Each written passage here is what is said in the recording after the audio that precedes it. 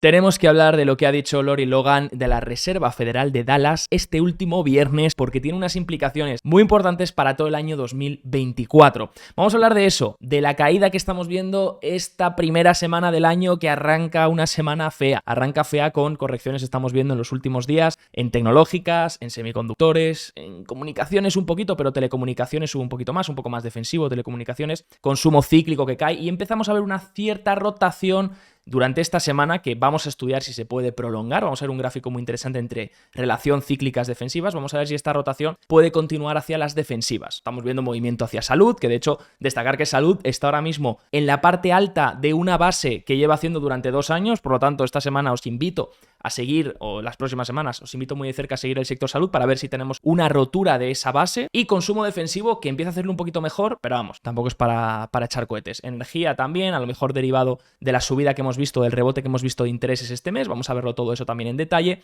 Y utilities. Por supuesto, datos de empleo, datos de PMI de servicios. El PMI de servicios ha lanzado una señal muy curiosa que vamos a ver enseguida. Y todo lo que tenemos que hablar para este año, porque es un año, como recordáis, electoral. Un año que estadísticamente es positivo, pero con debilidad en el primer trimestre. Esto lo veíamos, por si os interesa, en el vídeo grande, vídeo más amplio, que he realizado sobre todos los temas que van a ser importantes durante este año 2024. Entonces os lo dejo en la descripción, os invito a verlo si no lo habéis visto todavía. Este es un año electoral, hay elecciones presidenciales. Por tanto, dentro del ciclo presidencial, que recordáis, se divide en 4 años, 1, 2, 3 y 4, y el segundo es donde se realiza el año de midterm, ¿no? Pues justamente coincide 2024 con este ciclo presidencial. Entonces hemos ido desde el 2020 hasta el 2024. Por tanto, este cuarto año, ¿qué rentabilidades, qué estacionalidad suele haber? Bueno, pues como veis, correspondería a estos 4 trimestres y lo que estamos viendo es que el primer trimestre suele tener una debilidad bastante alta. Pero la pregunta es, ¿dónde está la debilidad dentro del primer trimestre? Porque, claro, nos dicen Q1 y hasta el Q2 no empieza a volver la rentabilidad y la probabilidad de acabar en positivo. Pero durante el trimestre 1, ¿dónde está realmente la debilidad? Bueno, pues Fundstrat comparte este gráfico donde muestra 2 líneas. La primera línea sería todos los años electorales desde 1955, el comportamiento del S&P 500, como vemos, suele subir en diciembre, luego estar plano, incluso caer hasta mitad de marzo. A partir de marzo cae, se mantiene cayendo hasta marzo más o menos, finales de marzo, y en abril empieza a recuperar para luego terminar muy bien el año. Bueno, pues ha puesto también una línea que sería los años electorales, donde hay una subida previa al año anterior del 10%, que sería el caso de ahora, ¿no? Venimos de una subida mayor al 10% en el año 2023, por tanto, si miramos qué tendría que pasar en cuál sería la estacionalidad para 2024, pues sería más o menos, según dice Fundstrat, esto. Claro que esto simplemente es la estacionalidad, lo que ha ocurrido en eventos que tenían las mismas características, ¿vale? Y lo que estamos viendo es que realmente coincide un poco con esta estacionalidad débil que vemos en el primer trimestre que compartía Carson Research. Lo que pasa que si vemos el gráfico, esta estacionalidad suele llegar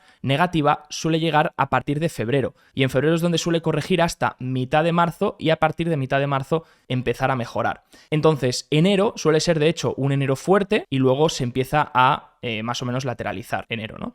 Entonces la pregunta es, ¿esta corrección de enero viene ya para anticiparse y darnos esta corrección que tiene que producirse en la estacionalidad? Porque la estacionalidad sí lo dice, ¿no? Que el primer trimestre del año electoral suele haber una corrección importante, lo que pasa que se suele dar más bien en febrero, marzo.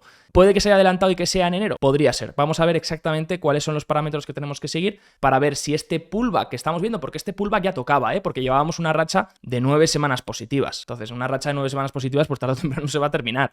Pero claro, ahora la pregunta ¿es simplemente un pullback para seguir subiendo, para apoyar y volver a subir y reducir un poquito los niveles de riesgo, o simplemente es un inicio de una corrección? Vamos a verlo. ¿Qué suele pasar cuando termina una racha de 9 semanas positivas? Bien, pues que fijaros, aquí tenemos las rachas, aquí no sería días, sería semanas, digo yo, porque son semanas en racha, y se han cumplido 9 semanas positivas en 2023. ¿Qué ha pasado, dice Almanac Trader, en otros eventos donde se han dado 9 semanas consecutivas en positivo? Pues fijaros, cuando finaliza esa racha, por supuesto la primera semana, nada más finalizar esa racha, es siempre negativa, ¿vale? Porque por eso finaliza la racha, porque tienes una semana negativa, con una caída media del 1%, aproximadamente lo que hemos visto, ¿no? No sé si el S&P ha caído un 1% aproximadamente en esta semana, más o menos. Y luego, 2 semanas después, lo que suele ocurrir es que ya empiezas a ver algunos momentos en los que tienes rentabilidades positivas, pero suele ser la mayoría negativas. De hecho, solo tienes un 20% de probabilidades de acabar en positivo, o sea, un 80% 80% de probabilidades de que cierre en negativo esta segunda semana. Lo que pasa que la media de caídas suele ser ya más bajita. En vez de un 1%, te vas a un 0,68. Y a partir del mes, después de terminar una racha de 9 semanas positivas, a partir del mes ya tienes un 50-50, ¿no? Un 50% de probabilidades de que el mes cierre en positivo con una media de 0,38. Y luego, 3 meses después, incrementan las probabilidades, ¿no? 60% de estar en positivo con un 3% de rentabilidad. Por tanto, resumiendo todo esto, lo que podemos aclararnos es que tenemos un primer trimestre en años electorales que es bastante débil, por lo tanto, durante estos primeros 3 meses vamos a ir con mucho ojo ante potenciales correcciones, y si lo miramos añadiendo ese filtro de subidas previas del 10%, como ha sido el año 2022, esto nos diría que tenemos que esperar una corrección entre febrero y marzo. ¿Podría haberse adelantado la corrección? Podría. Entonces vamos a seguir los indicadores de riesgo, indicadores de distribución, porque si empiezan a acumularse un poquito más ya nos darían señal de tener mucha precaución. Lo que sí está claro es que hemos visto un movimiento hacia lo defensivo, una salida de lo cíclico, un poco más, el mercado se está posicionando un poco más defensivo este primer inicio de año. Y puede ser simplemente por las expectativas. Fijaros que también en el vídeo de grandes temáticas para este año veíamos este gráfico que es donde están posicionados los managers de fondos en diciembre de 2023, y veíamos que nadie quería energía, nadie quería commodities, nadie quería Japón, nadie quería salud, nadie quería consumo básico, y vaya qué casualidad que son las que menos se querían las que están rebotando. Estamos viendo rebote en salud, rebote en consumo defensivo, rebote en energía, qué casualidad, y las que posiblemente más se quieren son, por ejemplo, industriales ha corregido un poco esta semana, son las que ahora están metiendo una pauta correctiva. Puede ser simplemente una pauta correctiva de inicio de año para recuadrar otra vez las expectativas, ¿no? ¿Qué podemos mirar entre defensivas y cíclicas? ¿Qué estamos viendo? Me gusta ver el ratio, que al final es un ratio de mucho, te dice el apetito por el riesgo, ¿no? Este ratio, si sube, estamos en un entorno de risk-on, apetito por el riesgo. Si baja, suele ser un escenario de risk-off, salida de riesgo. Simplemente es una rotación tenemos el ratio de consumo cíclico versus consumo defensivo. Entonces, cuando sube, el consumo cíclico lo está haciendo mejor que el consumo defensivo.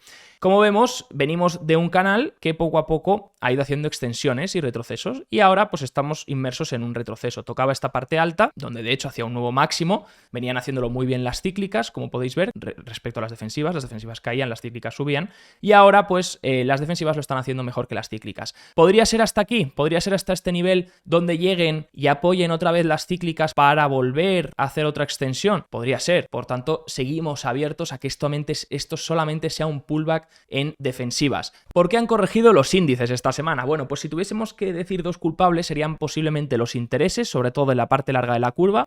Estamos viendo aquí el tramo a 10 años, que es el más vigilado. Como veis, pasó del 3,80 esta semana hasta el 4%, ¿de acuerdo? Así que un rebote importante de los intereses que han vuelto a rebotar hasta el 4%.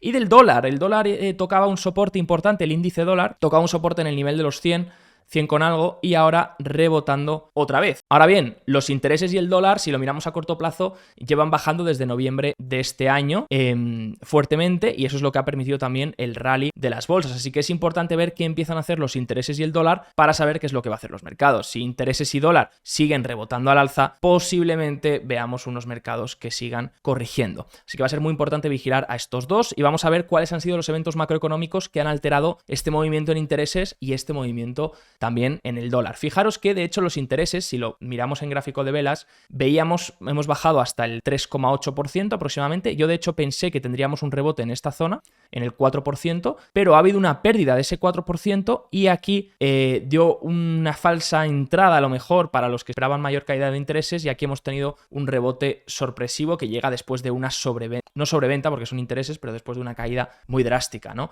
Entonces, lo que estamos viendo es un 4%, un nivel del 4% aproximadamente, pero que justamente cierra el gap que tenía que cerrar, y que justamente toca ahora con la media de 200, ¿de acuerdo? De hecho, ha quedado un poquito por debajo, ha quedado justo un poquito por encima de la media de 200, que es el 3,88 aproximadamente, ¿vale? ¿Y por qué los intereses no han seguido rebotando y se han quedado ahí una vela un poco rara? Bueno, pues por los datos que hemos tenido tanto de empleo como de PMI de servicios. De hecho, el dólar ha hecho un poquito lo mismo. Fijaros que el dólar venía rebotando desde este nivel de soporte, fijaros que ha rebotado fuerte, y tras rebote fuerte toca esta media de 50, donde empieza a buscar rechazo en el índice dólar y cierra la vela justo por debajo de este canal. Así que si todo sale bien y el dólar rechaza este nivel y empieza otra vez a buscar la parte baja, a lo mejor esta semana podríamos tener alivios para las bolsas, igual que los intereses. Si el interés rechaza en esta media y busca a lo mejor el 3,9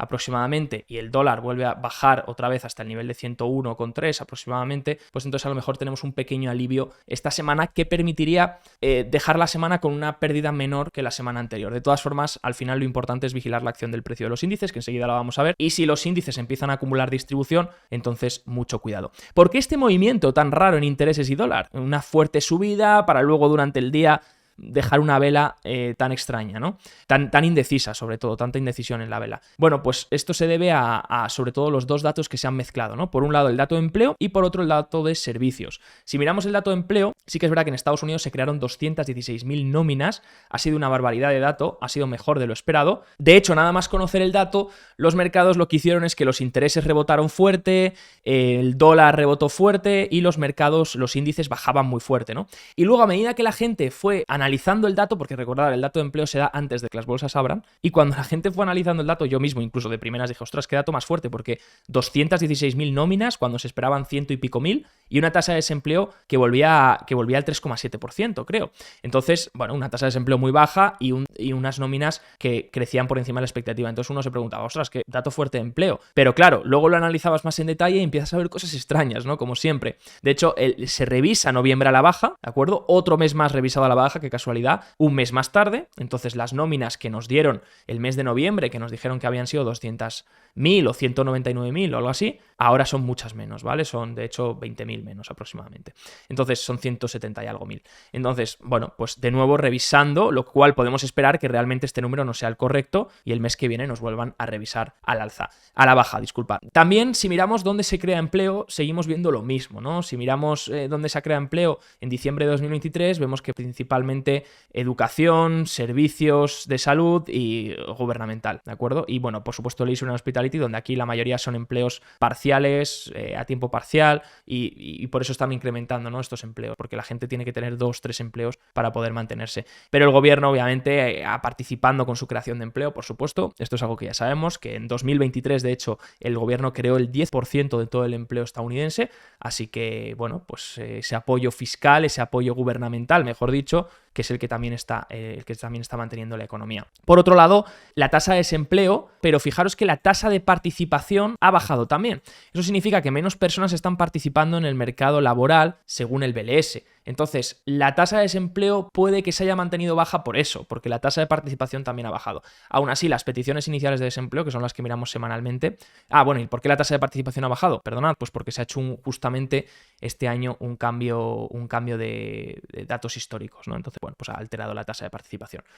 Casualidad. De todas formas, las peticiones iniciales de desempleo siguen en niveles mínimos, por lo tanto, siguen en niveles bastante relativamente históricamente mínimos, mejor dicho. Entonces, el empleo de primeras parecía un dato muy fuerte, pero luego lo vas viendo y son cositas que van destacando, ¿no? Por eso a lo mejor el movimiento de los intereses que no fuese tan elevado, que sí que fuese al alza, pero que luego no consiguiese cerrar con tanta fuerza, al igual que el del dólar. Si miramos, de hecho, los PMIs que también se publicó el PMI de servicios, y fijaros que el PMI de servicios lanzó una señal cuanto menos extraña después del dato de empleo, que eso ha sido lo más desconcertante, y es que el PMI de servicios, que hasta entonces había estado fuerte, recordar que la economía estadounidense, el PMI manufacturero lleva 14 meses en contracción.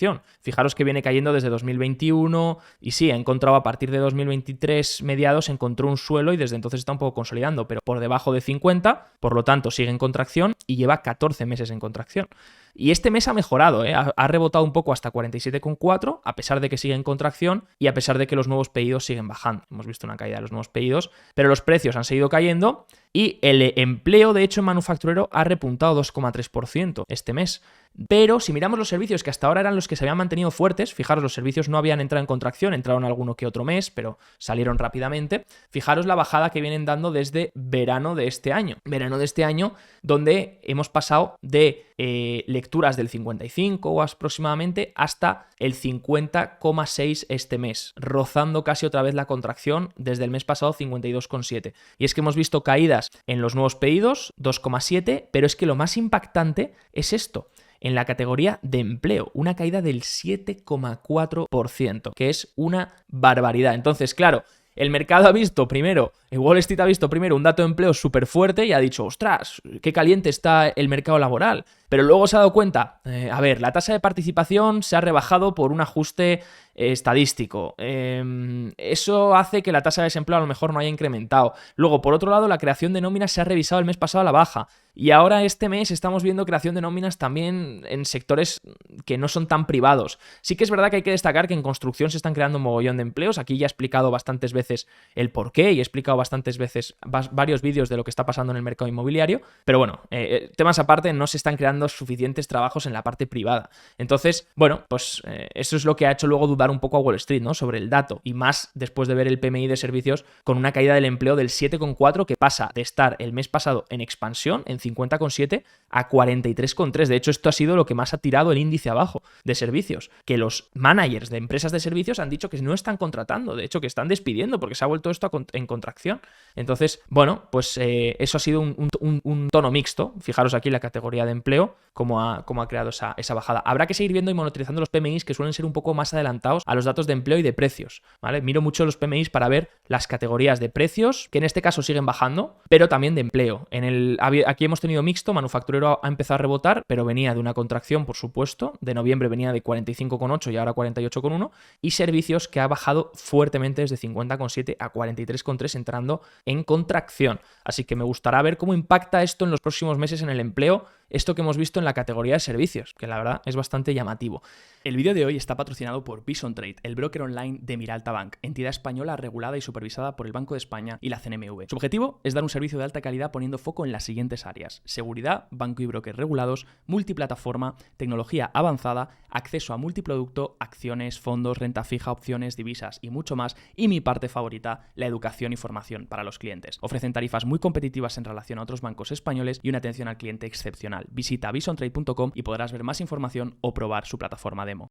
Bueno, y miremos los índices, porque hemos visto varias cosas, hemos visto varios movimientos. Ya sabemos que si intereses y dólar siguen subiendo, pues los índices lo van a tener complicado para rebotar. Bueno, de primeras, ¿cómo vamos en el rally? 4 días de distribución en el S&P 500, ¿vale? 4 días de distribución. Recordáis que un día de distribución es una caída de más o igual a menos 0,2%, ¿vale? Una caída mayor o igual a menos 0,2%, y con un volumen superior al volumen del día anterior, ¿de acuerdo? El volumen de ese día tiene que ser superior al volumen del día anterior para que cuente con distribución. Entonces se tienen que dar estos dos condicionantes. Si miramos cuántos días de distribución llevamos, pues llevamos uno que se realizó en diciembre, y en enero esta semana hemos acumulado 3, o no sé si uno de ellos no, creo que esta semana hemos acumulado lunes, martes, miércoles, jueves. Sí, esta semana hemos acumulado 3. El lunes, el martes, el miércoles, y jueves y viernes no se ha acumulado. Entonces, esta semana ha sido mucho de acumular distribución porque los volúmenes han sido superiores al del día anterior, ¿vale? En esas ocasiones. Entonces llevamos 4 días. El S&P 500 es el índice que más días de distribución lleva, a pesar de que las tecnológicas han corregido, es el índice que más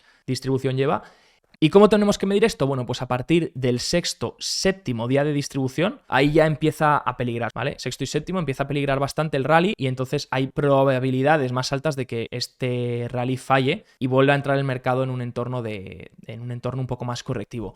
¿Niveles importantes que tenemos? Bueno, el S&P 500 podría rebotar aquí perfectamente porque esta es la caja que está formando desde diciembre, pero en caso de fallarla, el nivel más importante que hay, donde perfectamente se podría venir a buscar, es el 4.598, ¿vale? Ese nivel es relativamente importante porque es una base, es toda la base desde julio prácticamente que se viene formando. Entonces, muy importante ver cómo acaba este nivel y ver cómo se mantiene. Por otro lado, el Nasdaq Composite, de hecho, si miráis en semanal el S&P 500, parece simplemente un retroceso tras una rotura de un gap and handle, pero vamos a ver si aguanta ese retroceso, ¿vale? Porque ahora lo preocupante sería que se acumulase mucha distribución. Ojo que podría ser engañar que este pullback pareciese un inicio de corrección, que realmente no lo fuese, volver a atrapar a todos y que luego llegue esa corrección estacional que podría ocurrir en febrero-marzo. Entonces, bueno, ambas posibilidades son correctas, ¿no? Por tanto, por eso días de distribución. Por ahora 4, que llaman a la precaución, pero cuando son 6, 7, ahí es cuando pueden empezar una pauta correctiva. Nasdaq Composite, que acumula 3 días de distribución y que lo ideal sería que aguantase este nivel de soporte, porque este es la base que ha roto también, al igual que lo hizo el S&P 500. Podría ser un pullback perfectamente esta base, ¿vale? Pues ahora aguanta esta base, ¿no? Aguanta este nivel, sería lo más importante. El Dow Jones, en cambio, acumula solo un día de distribución y fijaros que sigue por encima de máximos históricos y por ahora está aguantando este nivel. Parece ser que apenas se ha inmutado esta semana, así que es por ahora el índice que más fuerte se mantiene de los tres. Bueno, y por último, Russell 2000, que ha sido el que más ha sufrido esta semana, también era el que venía más extendido, venía con una subida muy fuerte en el último mes. Vemos un pullback muy fuerte hasta la media de 21 que no se aguanta, de hecho se pierde la media de 21 y se viene a cerrar el gap. No sé si os acordáis, en el último informe que vimos de mercados de semanal, veíamos que esta rotura iba a ser extremadamente complicada y que había un gap aquí a la baja. Vale, el gap ya se ha cerrado. Entonces, ahora lo ideal sería volver a salir de esta base de 2023, volver a recuperar estas zonas por encima de 197, 198. Porque si se vuelve a mantener a esta base y si se queda en esta base, para mí es un síntoma de debilidad. Es un síntoma de debilidad para el mercado, porque tiene que haber apetito por el riesgo y el apetito por el riesgo lo muestra las small caps, lo muestra el high yield que hemos dicho antes, lo muestra el consumo discrecional, lo muestra el Bitcoin. De hecho, ¿por qué es importante seguir al Bitcoin? Porque ha sido uno de los líderes de este mercado. Entonces, el Bitcoin debería empezar a caer para que los índices sigan cayendo, ¿no? El Bitcoin ahora mismo se está manteniendo, ha habido un cierto rechazo en el nivel de máximos, pero si empieza a caer, entonces ya será señal de que todos los activos de riesgo están corrigiendo y tenemos que tener más precaución, ¿vale? Pero vamos, el Bitcoin por ahora estos días está aguantando un poco más, lo que da pie a lo mejor a que esta semana aguanten un pelín más los índices, pero si el Bitcoin empieza a debilitarse, ojo, cuidado. Veamos el IWM muy de cerca, ¿vale? ¿Por qué ha podido corregir más el Russell 2000? Bueno, lo primero porque el Russell 2000 está lleno de empresas industriales, ¿vale? Y el sector industrial, justo después de venir de máximos, con una racha de 1, 2, 3, 4, 5, 6, 7, 8 y 9 semanas en verde, ha pegado una corrección esta semana, ¿vale? Podría pegar una corrección hasta aquí, todavía hasta los 108, más o menos en el XLI. ¿Por qué? Porque ya ha roto la base y ahora puede apoyar aquí, sin ningún problema. Lo malo sería que volviese aquí dentro.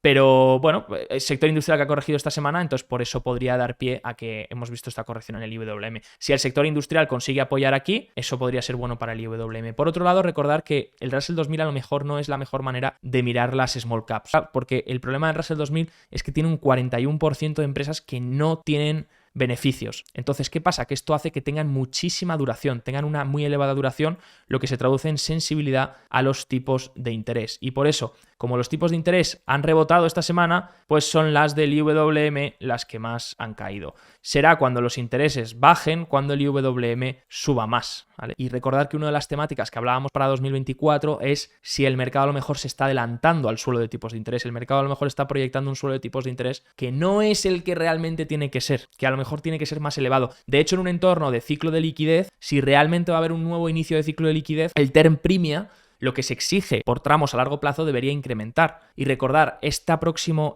final de mes va a compartir el Tesoro su salida de su endeudamiento. ¿Dónde va a endeudarse? ¿En qué tramos? Y hay que ver qué es lo que hace, porque como empieza a endeudarse otra vez a largo plazo, con esta bajada que ha habido de los tipos, podría ser más presión para la parte larga, lo que haga incrementar el term premium, que es eso que hace que incremente la parte larga de la curva, a lo de siempre, ¿no? Esta semana dato de inflación, importante, hemos visto las expectativas de inflación remontar un poquito, que esto también es lo que ha hecho subir los intereses y es lo que ha hecho bajar un poquito las bolsas. Del 2.15 han subido al 2.22. Nada llamativo por ahora, puede ser temas de, lo primero, el rebote del petróleo, que ha habido en soporte, cierto rebote del petróleo esta semana, eso ha hecho incrementar un poquito los break-evens. También hemos visto lo que está pasando en el Mar Rojo. Todo eso a lo mejor es lo que ha hecho un poquito rebotar estas expectativas de inflación. Vamos a ver con qué nos sorprende la inflación, pero vamos, recordar que para que la inflación empiece a dar datos muy elevados, antes deberíamos ver los break-evens. La expectativa de inflación yo creo que se adelantaría, ¿eh? Yo creo que antes el mercado descontaría, oye, vamos a tener un repunte de inflación, y ahí es cuando las expectativas de inflación empezarían a estar por encima otra vez de niveles importantes, aunque bueno, hay que vigilar este pequeño rebote para ver si se extiende un poquito más. Por otro lado, recordar, el repo se sigue drenando, el LRP se sigue drenando, y ya habíamos visto hace un mes. Tenéis un vídeo explicando qué significa el colapso del repo inverso y os invito a verlo esta semana si no lo habéis visto, ¿vale? Por una cosa importante, el colapso del repo inverso y su significado, la razón, decíamos, que forzará a la Fed a rendirse en 2024. ¿Y qué ha pasado este viernes con Logan de la Reserva Federal de Dallas? Lori Logan, ¿qué es lo que ha dicho? Es muy bestia lo que ha reconocido. Dice, debido a la rápida caída de del repo inverso, del RRP, como estamos viendo aquí, fuerte caída, y lo que explicábamos ya, viene cayendo desde 2000... que estoy mirando desde 2000... Es que estaba mirando esto de aquí abajo.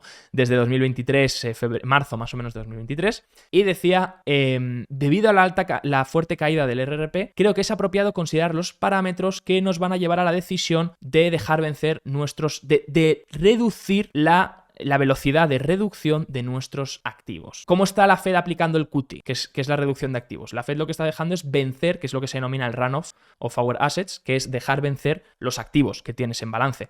Esos activos que tienes son deuda. Entonces la deuda llega un momento que llega a vencimiento. Entonces se amortiza, se termina esa deuda y entonces sale del balance. Y así es como la Fed está reduciendo el balance. Eso es lo que está haciendo el QT. Entonces, ¿qué es lo que está diciendo Logan? De reducir la velocidad de reducción del balance. Y dice, en mi opinión, deberíamos reducir esta bajada del balance, esta reducción de activos, a medida que el RPP se aproxima a niveles mínimos, a medida que todo esto se va drenando. Normalizar el balance más lentamente podría ayudar a tener un balance efectivo y reducir la probabilidad de que tengamos que parar prematuramente. ¿Qué quiere decir Logan con esto? Básicamente está reconociendo que deben frenar el QT o deben reducir la velocidad del QT. Deben reducir la velocidad a la que la Fed está dejando vencer sus activos y reduciendo su balance. Y esto lo está diciendo por lo que está pasando en el RRP, en el reverse repo. Porque va a llegar, en el repo inverso, va a llegar un momento que el repo inverso se drene. Recordáis, el repo inverso es dinero que está ahí puesto principalmente por los fondos monetarios, que ahora lo están sacando del repo inverso, que era donde generaban un interés por prestárselo a la Fed, lo están sacando del repo inverso y lo están comprando en letras del Tesoro, absorbiendo esa emisión de deuda del Tesoro estadounidense, sin que tengan que entrar agentes privados a absorber esa emisión. Entonces, cuando ya esa liquidez se acabe, ¿quién va a absorber esa emisión de deuda? Y ahí es cuando podría haber un impacto muy significativo si combinas el QT sin toda esa, vamos a decir, ese drenaje del RRP. Entonces, básicamente la Fed está reconociendo que a lo mejor tienen que reducir el QT y tienen que reducir la magnitud del QT. Y ya decíamos en el vídeo, lo explicábamos, que puede ser una de las razones que obliga a la Fed a rendirse en 2024. Entonces, es interesante ver esto, pero lo dejamos para otro vídeo más en concreto, pero es sido interesante ver todo lo que ha dicho Logan esta semana. Ya Wall Street está pensando que, bueno, pues que este año se va a venir posiblemente una reducción del QT o una parada del QT y a ver qué pasa con los tipos de interés. Porque a lo mejor dejan los tipos de interés un poco más elevados, ¿eh? A lo mejor los tipos de interés no los pueden tocar tanto. Vamos a ir viendo lo que pasa. Espero que os haya gustado. Si es así, deja un buen like para apoyar el vídeo. Deja lo que te ha parecido. Abajo en la descripción tienes links de referencia y nos vemos, como siempre, en el próximo vídeo. Chao, chao.